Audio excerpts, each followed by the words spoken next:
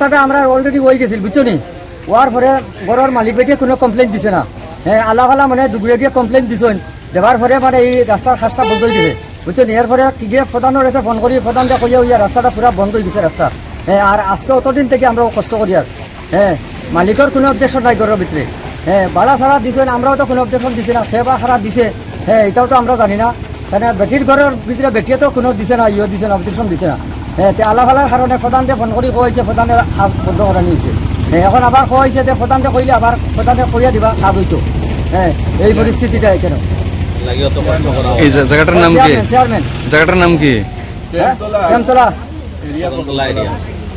কদমতলা থানা এরিয়া। কদমতলা থানা এরিয়া।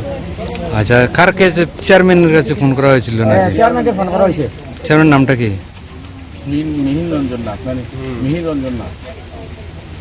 জিনিসটা সঠিক হইতো, কাজটা ভালো হইতো, আমরা চলাচল সুন্দর হইতো, তাড়াতাড়ি হইতো।